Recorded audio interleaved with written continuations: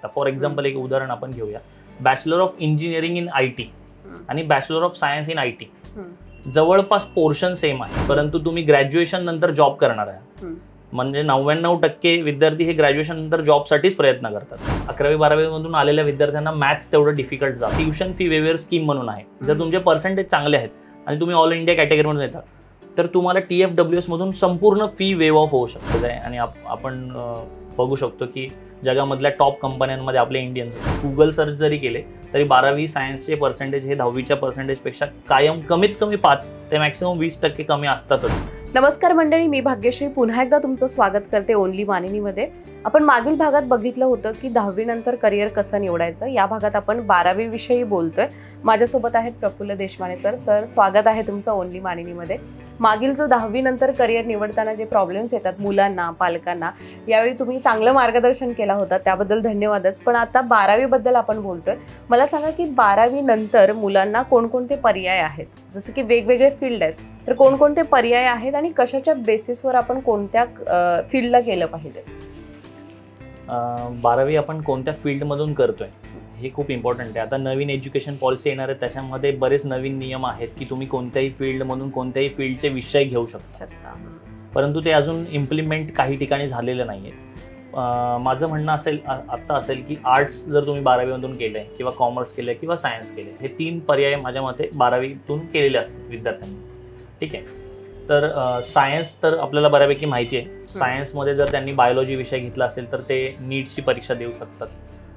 सायन्समधून त्यांनी जर मॅथ्स विषय घेतला असेल तर त्या मॅथ्स विषयाच्या बेसिसवर ते CET मॅथ्स आणि CET बायोलॉजी असे 2 विषय घेऊन CET एक्झाम देऊ शकतात. आणि त्याच्या बेसिसवर मॅथ्स जर असेल तर इंजिनिअरिंगला, आणि जर बायोलॉजी घेतला असेल तर फार्मसी, त्या मेडिकल साईडमध्ये जाऊ शकतात. नीट हे स्पेसिफिकली MBBS करण्यासाठी आहे.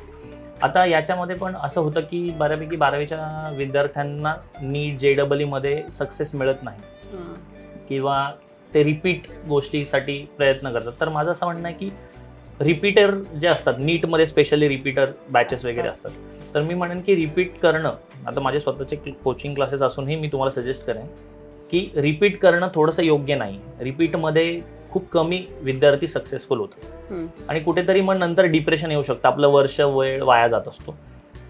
बरेच चांगले ऑप्शन्स असतात. 12वी सायन्स नंतर मुलींसाठी छोटे छोटे कोर्सेस अवेलेबल आहेत. सॅनिटरी इन्स्पेक्टर असे गव्हर्नमेंटचे कोर्सेस आहेत. मुलींसाठी तर खूप चांगला स्कोप आहे सायन्स नंतर. त्याच्यानंतर 11वी-12वी कॉमर्स घेतलं, पण काही विद्यार्थ्यांना हे माहीत नसतं की कॉमर्स नंतरही सायन्सच्या फील्ड घेता येतात. तर आता थोडंसं कॉमर्सबद्दल आधी बोलेन मी की BBA, BCom, BMS म्हणजे bachelor of management studies, bachelor of administration, हे सगळ्या गोष्टी तर आहेतच. But BSc IT, BSc computer science, BSc artificial intelligence, BSc machine learning, हे सगळ्या गोष्टी आपण 11वी-12वी कॉमर्स करूनही घेऊ शकतो. हे बऱ्यापैकी विद्यार्थ्यांना माहीत नाही. कॉमर्स नंतर BSc करता येते, कारण त्यांना असं वाटतं की 11वी-12वी सायन्स नंतर BSc पुढची स्टेज. पण मी म्हणेन की कॉमर्समधून सायन्सला जाण्याची ही एक चांगली सुवर्ण संधी आहे, तर त्याचा तुम्ही लाभ घेतला पाहिजे. आणि आर्ट्सवाल्यांमध्ये तर जे पॅशनेट आहेत त्यांनी आर्ट्समध्ये थांबायचे, नाहीतर मग त्यांनी पण थोडंसं स्विच केलं तर जास्त बरं राहील. कसं निवडायचं एकंदरीत करिअर 12वी नंतर? 12वीमध्ये तर 50% तर तुम्ही ऑलरेडी करिअर डिसाईड केलेले आहे. जर तुम्ही कॉमर्स घेतले तर तुम्ही CA, CS फाउंडेशन हे मोठे मोठे कोर्सेस झाले. कॉमर्समध्ये तुम्ही पुढे गेल्यानंतर MBA हा खूप चांगला ऑप्शन आहे. आज MBAला खूप चांगले जॉब्स आहेत. इव्हन इंजिनियर झालेले विद्यार्थी आज MBA करून चांगले जॉबसाठी प्रयत्न करतात, मॅनेजर लेवलच्या पोस्टसाठी प्रयत्न करतात. सो MBA हे एक सिम्पल आणि सोपा ऑप्शन म्हणेन. CA, CS तर खूप जास्त मेहनत करावी लागेल. जर तुम्ही मेहनती असाल तर 100% तुमच्यासाठी CA, CS आहे. आणि सायन्स तर तुम्ही ऑलरेडी निवडलं असेल, जर तुम्ही सक्सेसफुल झालेले नसाल तरी तुम्ही नॉर्मली प्लेन BSc करू शकता. फॉर एक्झाम्पल एक उदाहरण आपण घेऊया, bachelor of engineering in IT आणि bachelor of science in IT जवळपास पोर्शन सेम आहे. Bachelor of engineering in IT म्हणजे 4 वर्षाचं करायचं आहे. CETच्या बेसिसवर ॲडमिशन होणार आहे तुमचं. पण BScला कोणतीही एंट्रन्स एक्झाम द्यावी लागली नाही, कुठलीही प्रवेश परीक्षा नाही. तुमच्या 12वीच्या रिझल्टवर तुम्हाला ॲडमिशन मिळणार आहे. सो माझं म्हणणं आहे की जर तुम्ही BSc केली, तुमचं फायनान्शियल कंडिशन प्रॉब्लेम आहे किंवा तुमच्या CETच्या स्कोरचा प्रॉब्लेम आहे, तर तुम्ही BSc IT करू शकता, BSc आर्टिफिशियल इंटेलिजन्स करू शकता, मशीन लर्निंग करू शकता. सो हे ऑप्शन्स चांगले आहेत, विच इज इक्विव्हॅलंट टू इंजिनिअरिंगच्या इक्विव्हॅलंट आहेत. सेम म्हणणार नाही मी. BSc करून नंतर MSc किंवा MCA केलं तर तुम्हाला चांगले ऑप्शन्स भेटू शकतात पुढे जॉबसाठी. निश्चितच ही वेगळी आणि नवीन सुद्धा माहिती आहे. बऱ्याच जणांना तुम्ही जसं आता म्हटलात की कॉमर्स नंतर सायन्समध्ये येणं आणि तिथून तुम्ही IT फील्डमध्ये किंवा टेकमध्ये जाऊ शकता. यानंतर असा विषय होता की 11वी 12वीला जेव्हा मुलं क्लास लावतात, JEEचा म्हणा, नीटचा, CETचा, त्यावेळी असं असतं की पालक फीज बघतात आणि फीज बघितल्यानंतर विद्यार्थ्यांचं असं म्हणणं असतं की कॉलेजमध्ये जे काही शिकवले हे सोडून मला अजून एक्स्ट्रा अभ्यास करावा लागेल जर मला चांगलं कॉलेज मिळवायचं असेल. त्यासाठी क्लासेसच्या फीज सुद्धा भरल्या पाहिजेत. क्लासेसची फी कितीही असू देत, पालक ॲडजस्ट करतात, मुलांना पाठवतात. पण बऱ्याच मुलांना असं होतं की सुरुवातीला ते डोक्याच्या वरून जातं आणि त्यामधून 11वी कधी गेली 12वी कधी गेली कळत नाही. या सिच्युएशनला मुलांनी काय केलं पाहिजे? क्लासेस तर लावणे ही काळाची गरज झालेली आहे. कॉलेजमध्ये शिकवत नाहीत असं नाही, परंतु विद्यार्थी संख्या जास्त असते, त्यामुळे शिक्षकांची तेच शिक्षक क्लासेसमध्ये पण बऱ्यापैकी तसं अलाउड नाही, पण इनडायरेक्टली ह्या गोष्टी चालू आहेत. सो माझं असं म्हणणं आहे की तुम्ही क्लासेसमध्ये जर जाताय तर तुम्हाला ह्या गोष्टीची जाणीव असली पाहिजे की तुम्ही एक्स्ट्रा पैसे भरलेत त्या गोष्टीसाठी. ते विद्यार्थ्यांना त्या गोष्टीची जाणीव असली पाहिजे. आणि क्लासेसच्या माध्यमातून JEE, CET आणि नीट हे असतील किंवा CACS हे जे एक्स्ट्रा प्रवेश परीक्षा आहेत त्या कॉलेजेसमध्ये शिकवल्या जात नाहीत. त्याला क्लास लावणं हे 100% गरजेचंच आहे. त्यामुळे क्लासेस चे एवढं जे हे मार्केट आहे ते वाढलं. परंतु बऱ्यापैकी क्लासेसमध्ये 11-12th वरच जास्त फोकस केला जातो आणि एंट्रन्सवर कमी फोकस केला जातो.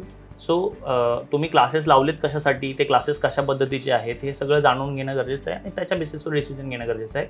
आणि कन्फ्यूज न होता तुमच्या करिअर म्हणजे फोकस राहणं गरजेचं आहे. उदाहरण म्हणजे आता आपण असं घेऊया की कॉलेज लाईफ, काही विद्यार्थी असं म्हणतात की आम्हाला कॉलेज लाईफ एन्जॉय करायची म्हणून आम्हाला कॉलेज लाईफ आणि हे क्लासेस म्हणजे सगळे मित्र एकत्र असणं गरजेचं आहे, त्या पद्धतीने ते जातात. तर ते कुठेतरी प्रॉब्लेमॅटिक आहे, कुठेतरी त्यांना त्या गोष्टीचा प्रॉब्लेम पुढे जाऊन फेस होऊ शकतो. कारण बरेच जण काय म्हणतात की 10वी पर्यंतच महत्त्वाचं, पण मी म्हणेन की खरं करिअर चालू होणार आहे 12वी नंतर.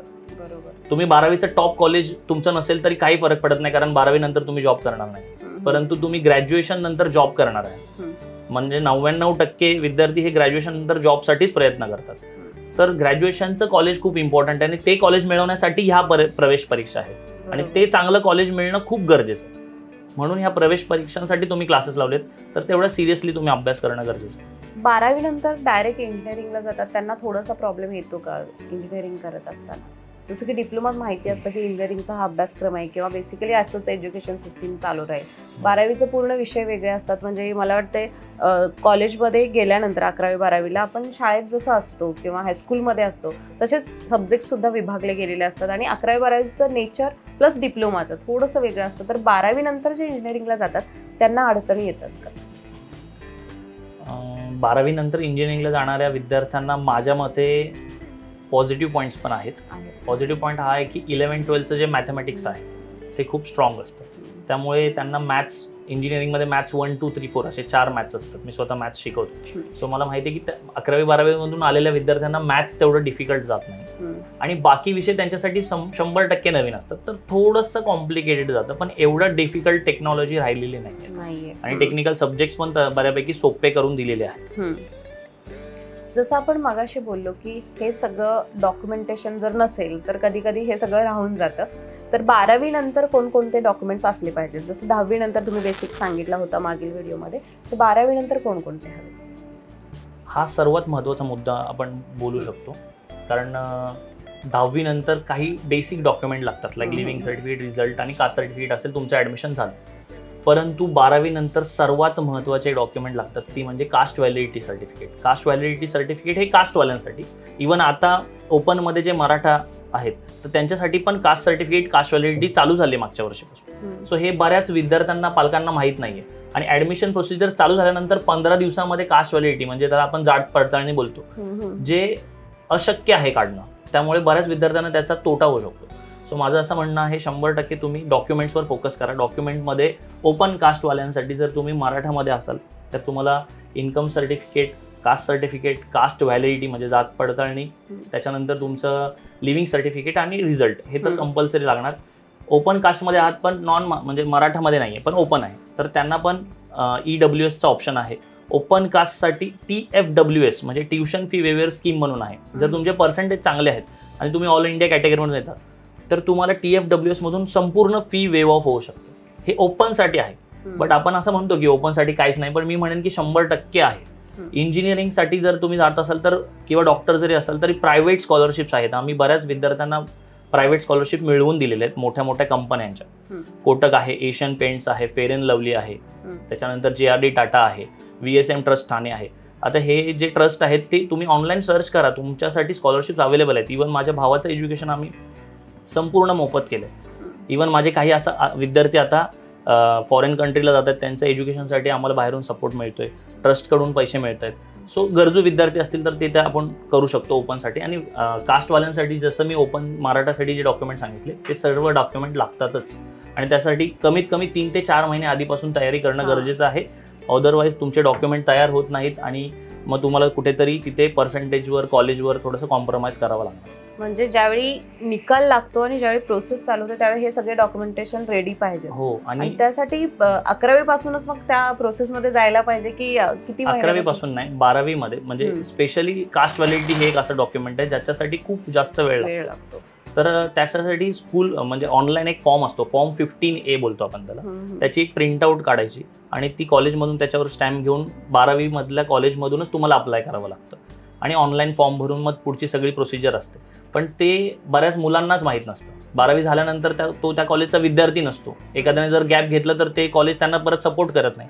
मग ह्या सगळ्या गोष्टी पुढे जाऊन प्रॉब्लेमॅटिक होऊ शकतात. त्यामुळे तुम्ही मी म्हणेन की 12वीची आता एक्झाम चालू आहे 12वीची, तर तुम्ही आत्तापासूनच तयारी चालू करा, तर तुमचं ते डॉक्युमेंट्स होतील. निश्चितच. तुम्ही जसं मगाशी बोललात की काही मुलं आहेत जी परदेशात पण गेले, तर वेगवेगळे कोर्स आणि त्याच्यातून परदेशात जाण्याची संधी कशी? परदेशात वेगवेगळ्या पद्धतीमध्ये जाऊ शकतो. आता US, UK, कॅनडा किंवा आयर्लंड हे सगळे थोडेसे महागडे देश आहेत. जर्मनी एक चांगला ऑप्शन आहे ज्याच्यामध्ये कमी पैशामध्ये आपण फॉरेनला जाऊ शकतो.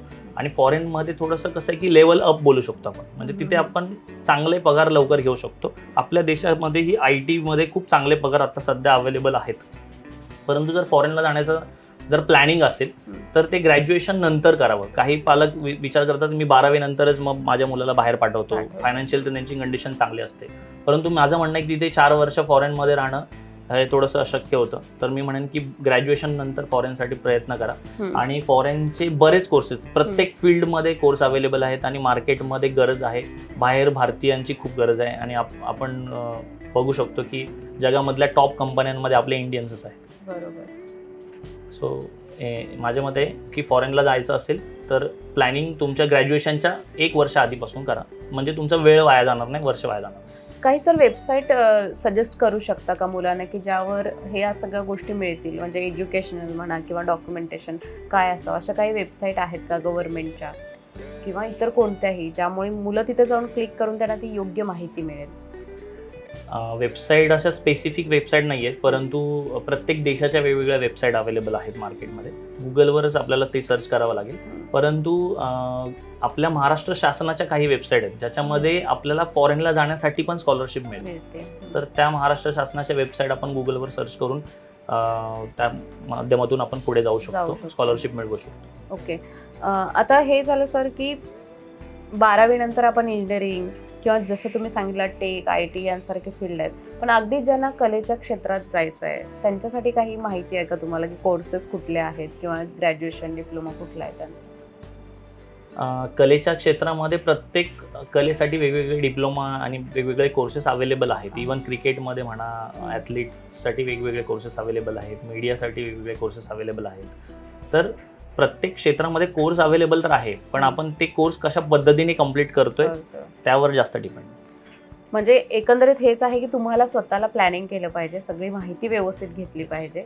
ज्यांचे पालक तितकेसे शिकलेले नाही आहेत किंवा त्या फील्डमध्ये नाही आहेत त्या मुलांनी स्वतःहून यासाठी कष्ट घेतले पाहिजेत. हो, एंड टू एंड रोडमॅप बनवणे, म्हणजे सुरुवात कुठून होणार आहे आणि संपणार कुठे आहे हे जर तुमच्याकडे रेडी असेल ना तर तुम्हाला प्रॉब्लेम येणारच नाहीत. आणि काय काय तुम्हाला मध्ये मध्ये स्टेप्स येणार आहेत त्याची आधीपासूनच इन्फॉर्मेशन घेणे. आणि इव्हन तुम्ही मलाही कॉन्टॅक्ट करू शकता जर तुम्हाला काही इन्फॉर्मेशन हवी असेल तर. सर जसं तुम्ही म्हटलात की 12वी नंतर काही मुलांना 10वी आणि 12वी मध्ये मार्काचं कम्पॅरिझन होतं की समजा 10वीत एक 95% आहेत आणि 12वी सायन्सला हा गेला आणि त्याला अगदीच 60-65 मिळाले, तर असं होतं की घरी सुद्धा बोललं जातं की तू अभ्यास केला नाहीस, मुळात त्या विद्यार्थ्याला कधी कधी समजलेलंच नसतं. तर अशा विद्यार्थ्यांची खच्चीकरणाची जी हे आहे, म्हणजे आपण बघितलं तर रेशो आहे तो खूप वाढलेला आहे किंवा वाढत असतो की त्यांना कळत नाही की मग आपण खरंच कमी पडलो का, आणि त्या डिप्रेशन खाली किंवा त्या नैराश्यातून अगदीच आपली लेवल ठरवतात मुलं की नाही म्हणजे मी आता हे काही बाकीचं चांगलं करू शकत नाही, मी हे नॉर्मल जे सगळे करतात ते करू दे, हे करूयात. तर या मुलांसाठी काय सांगाल की असं कंपॅरिझन कितपत योग्य आहे आणि काय त्याचा परिणाम होतो मुलांच्या करिअरवर?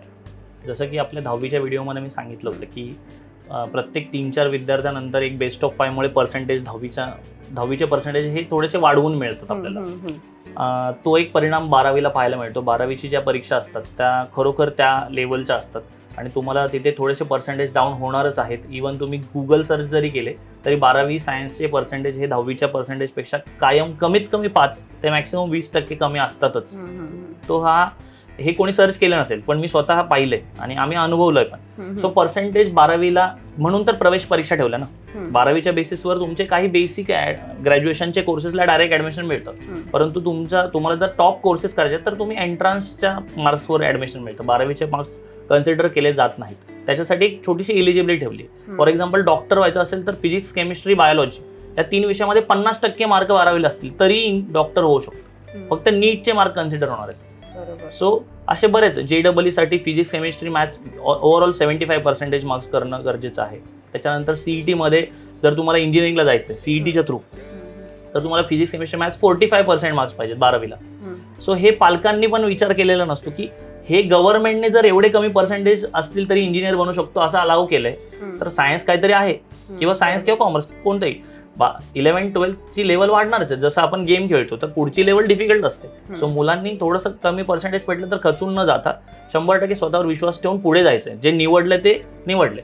Think 1000 time before taking decision, but after taking decision never turn back even if you get 1000 difficulties. बरोबर, खूप सुंदर. म्हणजे सर कोट्स पण छान आहेत आणि माहिती सुद्धा छान आहे. अगदीच जसं 10वीच्या एक्झामसाठी किंवा 10वीच्या प्रिपरेशनसाठी आपण जसं बोललो करिअरसाठी, त्याच पद्धतीने 12वीसाठी सुद्धा पालकांनी कशी भूमिका घेतली पाहिजे, काय सांगाल?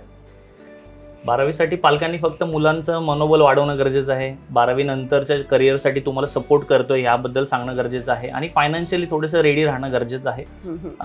गव्हर्नमेंटच्या, प्रायव्हेट आणि बऱ्याच स्कॉलरशिप्स मार्केटमध्ये अवेलेबल आहेत त्याची माहिती घेणं गरजेचं आहे. आणि जर तुम्ही एक्सपर्ट्सना जर जास्त करून भेटलं जे आत्ता सक्सेसफुल झाले तर त्यातून तुम्हाला संपूर्ण माहिती भेटेल. थँक्यू सो मच सर, इतकी छान माहिती दिलात. मंडळी, तुम्हाला 11वी त्याचबरोबर 12वी मध्ये हे प्रश्न पडले असतील तर निश्चितच हा व्हिडिओ तुमच्यासाठी आहे. सोबतच 10वीचं मार्गदर्शन सुद्धा केलेलं आहे आणि आता 12वीचं करिअर गायडन्स खूप उत्तम पद्धतीने सर तुम्ही केलात. तुम्ही आलात, तुमचा वेळ दिलात त्याबद्दल खूप धन्यवाद. त्याचबरोबर तुम्हाला जर हा व्हिडिओ आवडला असेल, ही मुलाखत आवडली असेल तर नक्कीच लाईक करा, जास्तीत जास्त शेअर करा आणि हो, जर तुम्ही आमच्या चॅनेलला नवीन असाल तर सबस्क्राईब करायला विसरू नका. धन्यवाद.